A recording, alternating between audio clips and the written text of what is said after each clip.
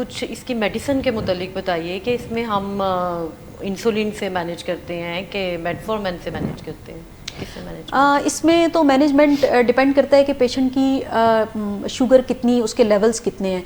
अगर तो पेशेंट की शुगर इतनी हाई नहीं है तो हम उसको 1 to 2 वीक्स तक लाइफस्टाइल मॉडिफिकेशन के साथ ऑब्जर्व कर सकते हैं कि उसकी कंट्रोल होती है या नहीं। लाइफस्टाइल मॉडिफिकेशन में जैसा कि मैंने एक्सरसाइज की बात की, इसके साथ आप जो है वो डाइट उसको बताई जाती है। डाइटिशियन की तरफ भी हम रेफ़र कर सकते हैं, ख़ुद भी हम उनको बताते हैं कि आप अपने जो है ना वो मील आपने स्किप नहीं करना, 3 टाइम्स आप मील लेने हैं। उसके अलावा स्मॉल छोटे छोटे मील्स आप ले सकते हैं। हाई शुगर कंटेंट मील्स को अवॉइड करें। फ्रेश फ्रूट्स एंड वेजिटेबल्स ज़्यादा इस्तेमाल करें, दालें इस्तेमाल करें। इसके अलावा चने, लोबिया, इस तरह की चीज़ें आप इस्तेमाल कर सकते हैं जिसमें प्रोटीन है। फाइबर डाइट आप इस्तेमाल कर सकते हैं। तो मरीज़ की जो है वो डाइट के बारे में उसकी काउंसलिंग की जाती है। उसके साथ उनको एक्सरसाइज रिकमेंड की जाती है, जैसा कि मैंने बताया।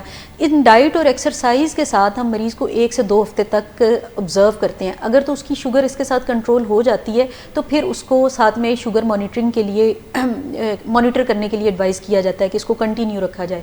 लेकिन ज़रूरी नहीं कि मरीज़ अगर उस वक्त डाइट और एक्सरसाइज के साथ उसकी शुगर कंट्रोल हो गई है तो वो ऐसे ही कंट्रोल रहेगी, क्योंकि जैसे जैसे प्रेगनेंसी प्रोग्रेस करती है ब्लड शुगर हाई होता है, क्योंकि प्लेसेंटा का साइज़ बढ़ता है, हार्मोन्स इंक्रीज़ होते हैं, वो ब्लड शुगर बढ़ाते हैं।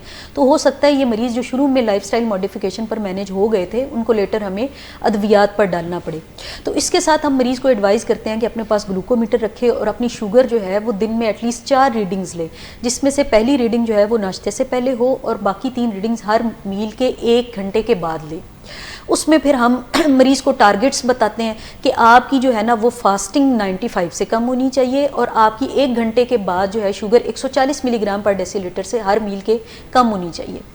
तो इसका मतलब है कि आपकी शुगर कंट्रोल है। अगर आपकी शुगर कंट्रोल नहीं हो रही तो आपने हमें बताना है, फिर हम आपको in addition to lifestyle modification हम मेडिकेशंस पे मरीज़ को रेकमेंड करते हैं। मेडिकेशंस में फिर हम हमारी प्रेफरेंस ये होती है कि हम मरीज़ को मेटफॉर्मिन पे डालें, जिसको ग्लूकोफेज के नाम से भी आती है।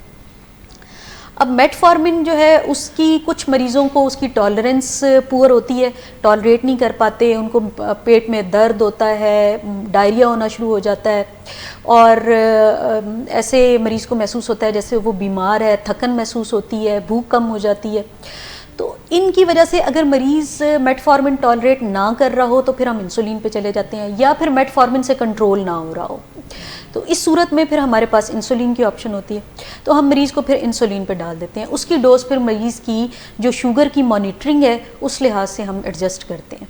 तो एक दफ़ा मरीज़ इंसुलिन पर आ जाए तो उसके साथ फिर हम मरीज़ को हाइपोग्लाइसीमिया, जिसको कहते हैं खून में शुगर की मिकदार का कम हो जाना, 60 से 70 मिलीग्राम पर डेसीलीटर से कम हो जाए, तो उसकी जो अलामात आती हैं वो हम मरीज़ को पहले से बता कर भेजते हैं, ताकि ऐसी अलामात की सूरत में मरीज़ फ़ौरन से कोई शुगर वाली चीज़ या मीठी चीज़ ले वक्ती तौर पर, उसके बाद फिर डॉक्टर से रजू करे।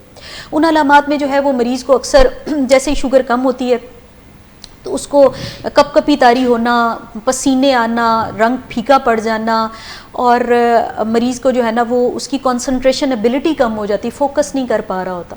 तो ऐसी अलामात अगर हों तो फिर उनको शुगरी ड्रिंक लेने की एडवाइस किया जाता है। तो इसके साथ हम मरीज़ को मैनेज करते हैं। लेकिन जैसे ही मरीज़ को लेबर डेवलप हो और या सी सेक्शन या डिलीवरी का टाइम आए तो उस वक्त ये सारी दवाइयाँ बंद की जाती हैं और हॉस्पिटल सेटिंग में मरीज़ को मैनेज किया जाता है।